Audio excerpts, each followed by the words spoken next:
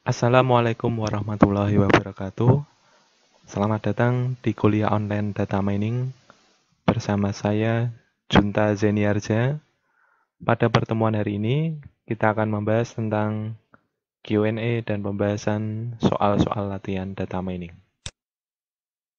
Dengan tema Association Rule dengan algoritma a priori. Association Rule itu nama lainnya adalah Market Basket Analysis atau pola beli konsumen. Dengan menggunakan algoritma a priori, yaitu salah satu algoritma yang paling terkenal untuk mempolakan rule dari pola beli konsumen.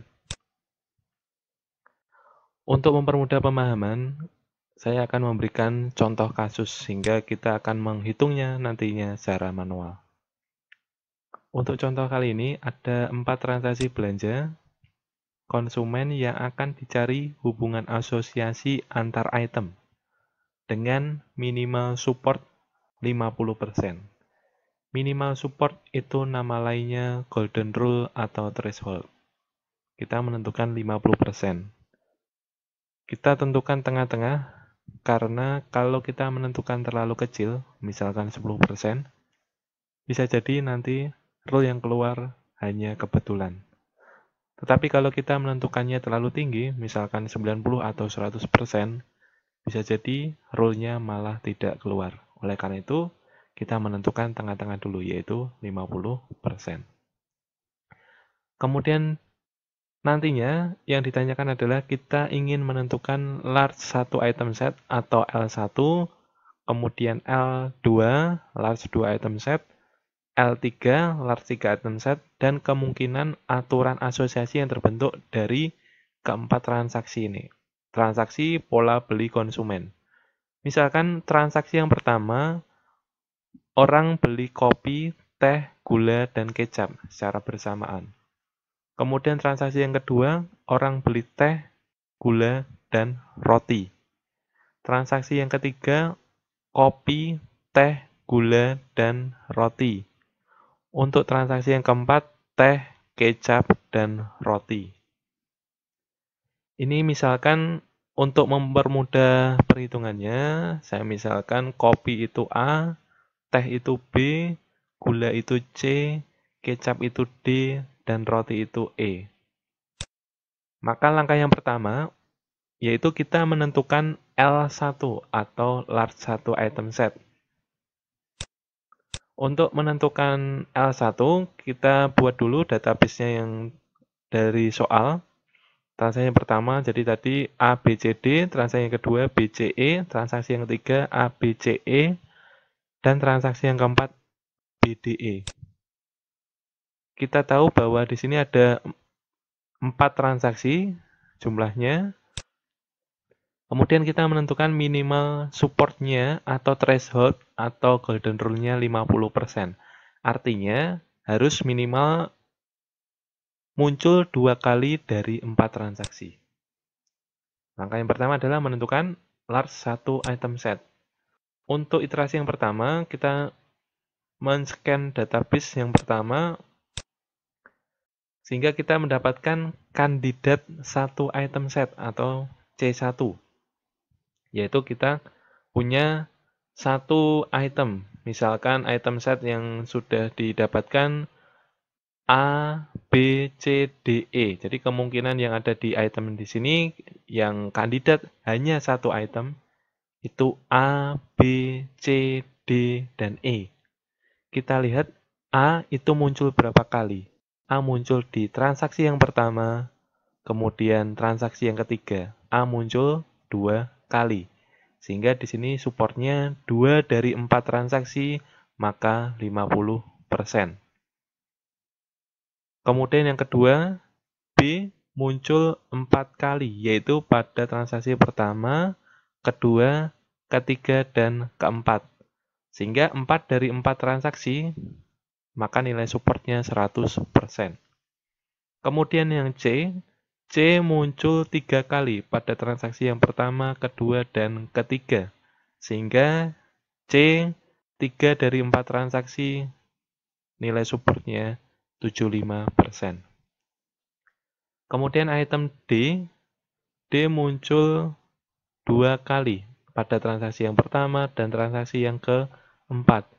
Sehingga nilai supportnya 2 dari 4, 50%. Kemudian yang terakhir adalah item set E, yang E itu muncul 3 kali, yaitu pada transaksi yang kedua, ketiga, dan keempat. Sehingga 3/4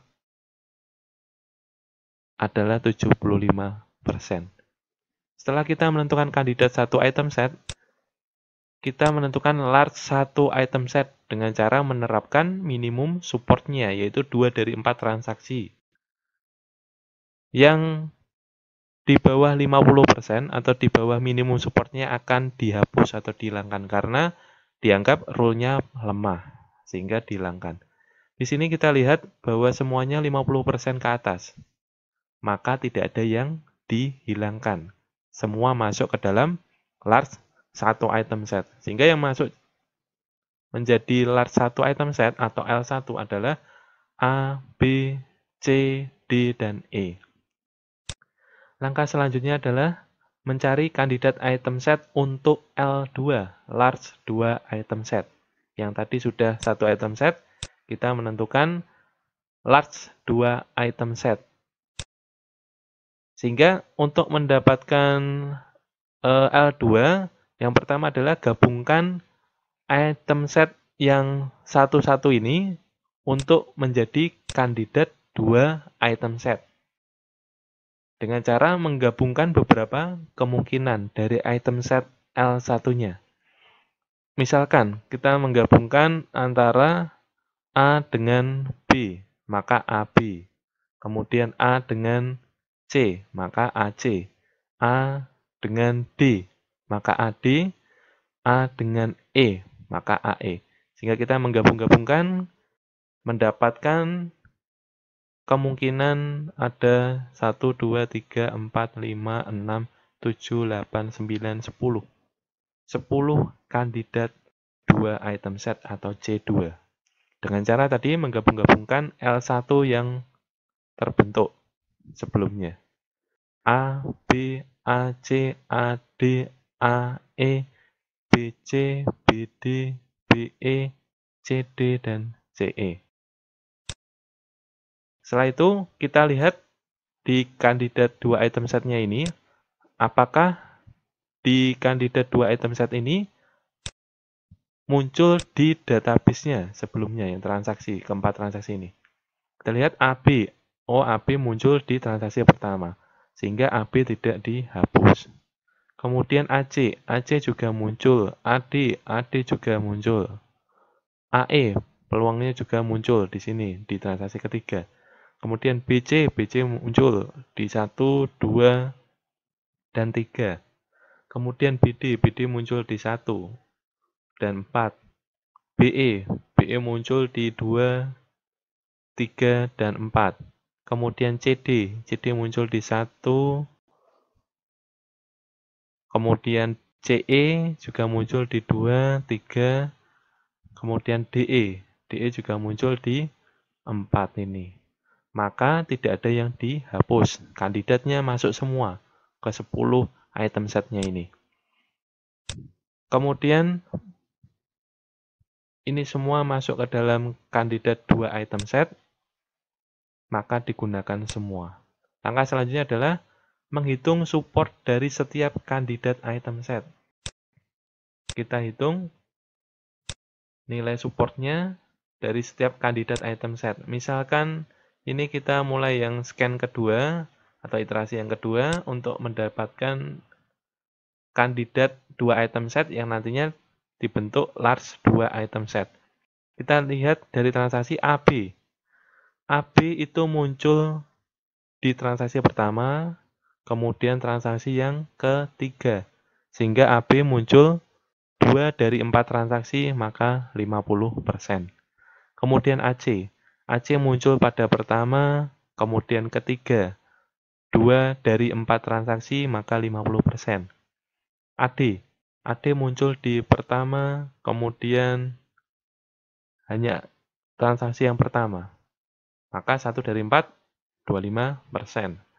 AE. AE muncul hanya di ketiga ini. Jadi 1 dari 4, maka 25%. BC. BC muncul di transaksi pertama, kedua, dan ketiga. Maka 3 dari 4, 75%. BD. BD muncul di 1, 2. Muncul 2 dari 4 transaksi, maka 50%. BE. BE muncul di 2, 3, dan 4. 3 dari 4 transaksi, maka 75%. CD. CD hanya muncul di transaksi pertama, maka 1 dari 4, 25%. CE. CE muncul pada transaksi kedua, ketiga, maka 2 dari 4, 50%. DE. DE muncul pada transaksi yang keempat saja, maka 1 dari 4, 25%. Setelah itu, langkah selanjutnya adalah menentukan large 2 item set. Untuk mendapatkan large 2 item set, dari kandidat 2 item set ini, kita terapkan minimum supportnya, yaitu 50%. Maka yang kurang dari 50% kita hapus, karena kita anggap rule-nya lemah. Sehingga kita hapus, kita mendapatkan large 2 item set-nya AB 50%, AC 50%, BC 75%, BD 50%, BE 75%, dan CE 50%. Langkah selanjutnya kita mengulangi langkah 2 tadi untuk mendapatkan kandidat item set sampai langkah keempat, yaitu mendapatkan large item set-nya. Tadi kita sudah mendapatkan sampai large 2 item set, maka langkah selanjutnya adalah menentukan kemungkinan kandidat 3 item set. Untuk mendapatkan kandidat 3 item set, kita menggabungkan beberapa kemungkinan dari L2-nya atau large 2 item set yang sudah terbentuk sebelumnya, yaitu misalkan AB dengan AC kita gabungkan, kemungkinannya A, B, C. Karena menggabungkan 3 item set yang mungkin terbentuk. Dinamakan kandidat 3 item set. AB dengan AC, tadi ABC, AB dengan BC, ABC juga, AB dengan BD, ABD. Kita gabung-gabungkan kemungkinannya seperti itu, AB dengan BE, ABE, AB dengan CE, maka ABE seperti itu. Sehingga kita mendapatkan 1, 2, 3, 4, 5, 6, 7, 8. 8 kandidat 3 item set. Untuk iterasi yang ketiga, scan yang ketiga, kita hitung nilai supportnya dari kandidat 3 item set. Kita hitung ABC. ABC dilihat dari transaksi ini, ABC muncul 1, 2. 2 kali pada transaksi yang pertama dan ketiga ABC muncul. Maka 2 dari 4 nilai supportnya 50%. ABD. ABD pada transaksi yang pertama hanya 1 dari 4, maka 25%. ABE. ABE muncul pada transaksi ketiga, hanya 1, maka 1/4, 25%. ACD. ACD muncul pada transaksi hanya transaksi yang pertama, maka 1 dari 4, 25%. ACE.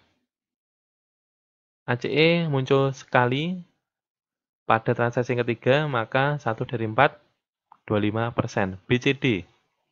BCD juga muncul hanya sekali pada transaksi yang pertama, maka 1 dari 4, 25%. BCE. BCE muncul 2 kali pada transaksi yang kedua dan transaksi yang ketiga, maka 2 dari 4, karena jumlah transaksinya 4, 50%. Kemudian selanjutnya BDE. BDE hanya muncul pada transaksi keempat, hanya 1 kali. Maka muncul 1 dari 4 transaksi. Nilai supportnya 25%. Kemudian kita menentukan setelah kandidat 3 item set, kita mendapatkan nilai supportnya, Kemudian kita terapkan minimum supportnya atau thresholdnya, yaitu 50%. Yang di bawah 50% kita hilangkan, karena rule-nya ini kita anggap lemah. Sehingga kita dapatkan large 3 item set adalah ABC dan BCE, dengan nilai supportnya 50%. Kemudian kita lihat bahwa ABC dan BCE masih ada peluang untuk muncul 4 kandidat item set. Sehingga kita bisa menggabungkan ABC dengan BCE, hasilnya untuk 4 item set ABCE. Sehingga ABCE kita mendapatkan, setelah itu kita hitung nilai supportnya. ABCE di transaksi ini hanya muncul 1 kali pada transaksi ke-3. Sehingga nilai supportnya 1 dari 4, maka 25%. Untuk scan yang keempat atau iterasi keempat, kita hanya mendapatkan 1 kandidat 4 item setnya, yaitu ABCE, dengan nilai supportnya 25%. Karena hanya muncul 1 kali dari 4 transaksi. Kemudian kita menerapkan minimum supportnya. Minimum supportnya tadi kita tetapkan 50%. Maka ABCE tidak masuk ke dalam minimum supportnya, kita hapus. Sehingga kita hanya mendapatkan L1, L2, dan L3-nya. Jadi hanya sampai large 3 item set. Kita tidak sampai ke L4 karena di kandidat 4 item set ini tidak memenuhi minimum supportnya, sehingga sudah berhenti di sini. Sehingga prosesnya ini selesai, untuk scan-nya ini selesai, maka kita hanya mendapatkan large 1 item set, kemudian large 2 item setnya, dan large 3 item set. L1, L2, L3. Kemudian langkah selanjutnya adalah menentukan pola asosiasi yang terbentuk dari L1, L2, dan L3. Kita mendapatkan L1-nya tadi, 1 item set, A, B, C, D, E dengan nilai supportnya 50% A, B 100%, C 75%, dan D 50%, serta E 75%. Kemudian yang large 2 item set, gabungan dari 2 item set, AB 50%, AC 50%, BC 75%, BD 50%, BE 75%, dan CE 50%. Kemudian kita juga mendapatkan 3 item set, yaitu large 3 item set, ABC 50%, nilai supportnya, BCE 50% nilai supportnya, dari 4 transaksi sebelumnya. Kemudian kita membentuk aturan asosiatifnya, yaitu aturan asosiasinya itu dalam bentuk aturan jika X maka Y. Jadi seperti itu ya. Kemudian kita menentukan nilai support X dan Y-nya, atau support gabungan kedua-duanya. Kemudian kita menentukan nilai support X-nya saja, setelah itu tujuannya adalah untuk menentukan confidence-nya. Untuk rule yang terbaik, kita juga menentukannya tengah-tengah. Nilai supportnya 50%, minimumnya. Kemudian minimum confidence-nya juga 50%. Supaya apa? Supaya rule yang terbentuk tidak terlalu rendah dan tidak terlalu tinggi. Kita mendapatkan tengah-tengahnya dulu. Kalau tengah-tengahnya sudah ada, bagus, maka itu kita gunakan. Untuk menghitung nilai support X dan Y, rumusnya adalah jumlah transaksi yang mengandung X dan Y dibagi total transaksinya. Misalkan tadi ABC, ini AB maka C, ABC tadi muncul hanya 2 kali dari 4 transaksi. Maka nilai supportnya adalah 2/4. Maka 50%. Di sini 50%. Itu support X dan Y, gabungan kedua-duanya. Maka AB dengan C, gabungannya ABC. ABC di sini kita lihat 50%, maka di sini nilainya 50%. Kemudian nilai support X-nya saja. X-nya saja berarti yang di depan ini X-nya saja. AB. Kita lihat AB dengan rumusnya nilai support X adalah jumlah transaksi yang mengandung X dibagi total transaksi. Tadi AB muncul di transaksi hanya 2 kali, 2 dari 4 transaksi. Maka ini masuk rumus 2 dari total transaksinya ada 4. Maka 50%, AB di sini 50%. Kemudian untuk menghitung confidence rumusnya jumlah transaksi yang mengandung X dan Y dibagi jumlah transaksi yang mengandung X-nya saja. Maka di sini untuk confidence-nya rule atau aturan AB maka C, maka support X dan Y ABC tadi muncul 2 kali, kemudian support X-nya saja AB saja juga muncul 2 kali. 2/2, maka hasilnya 1. 1 itu adalah 100%. Atau yang di sini 50% dibagi 50%, maka hasilnya 1 atau 100%. Itu kemungkinan aturan rule yang pertama yang terbentuk dari kita menghitungnya L3-nya dulu. Nanti kita menghitung pembentukan aturan asosiasinya dari L3 dan L2. Begitu juga dengan L1-nya. Untuk L3 yang pertama ABC, kemungkinannya apa saja rule-nya? AB maka C, tadi rumusnya menghitungnya seperti tadi. Kemudian kemungkinan yang kedua, bisa jadi BC, kebalikannya ya, BC maka A. BC maka A. Kita lihat support X dan Y-nya, gabungan kedua-duanya, BCA. BCA itu sama dengan ABC, nilai supportnya 50%.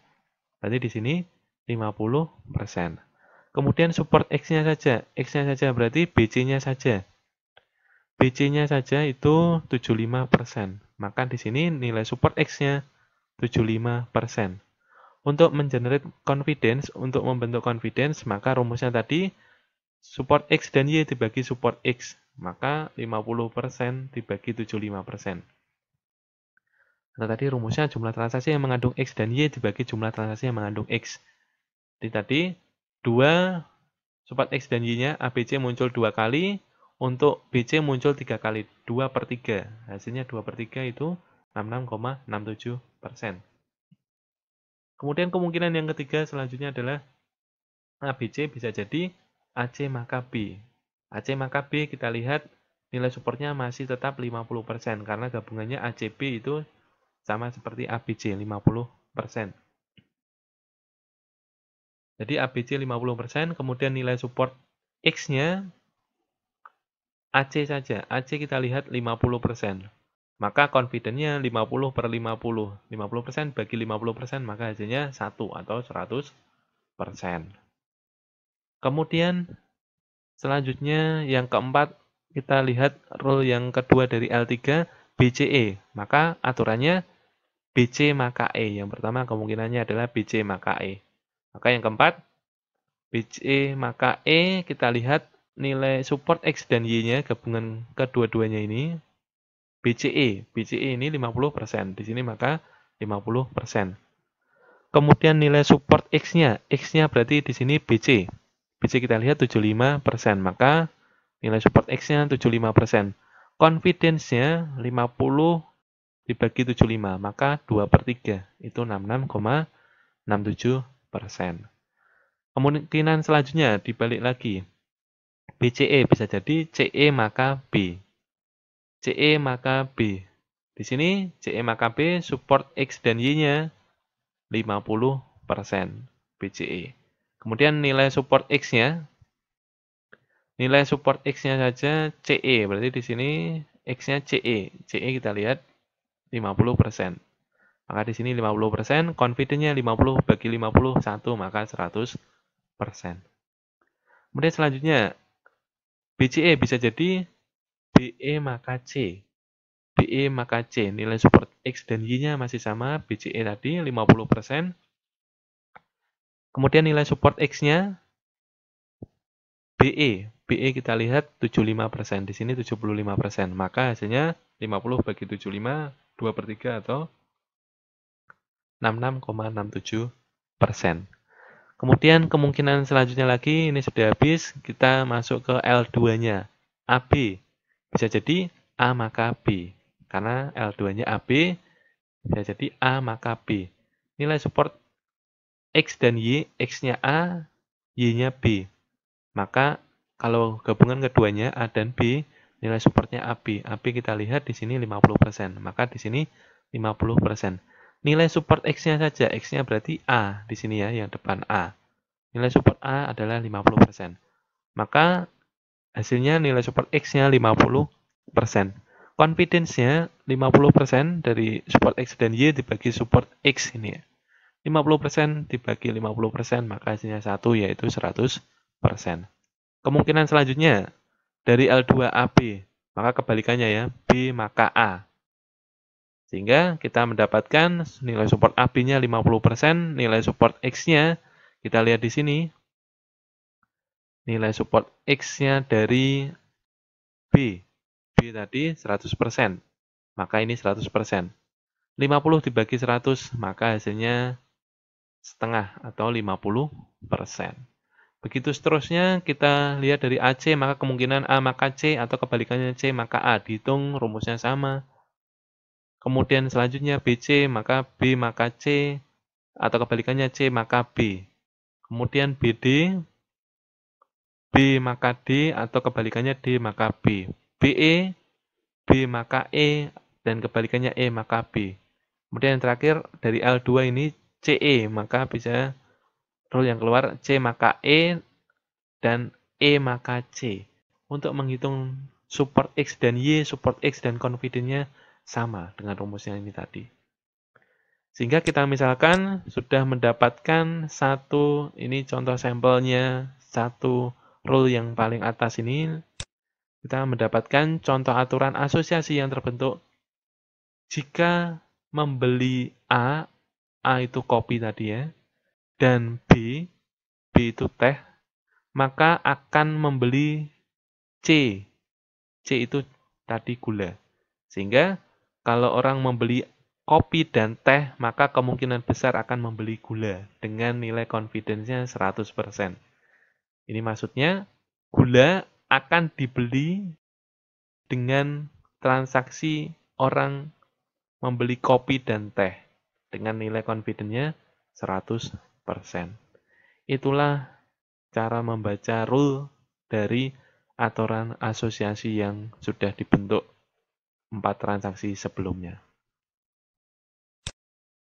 Terima kasih sudah mengikuti kuliah online hari ini. Mohon maaf jika sebelumnya ada perkataan saya yang salah.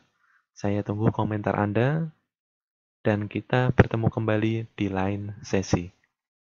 Assalamualaikum warahmatullahi wabarakatuh.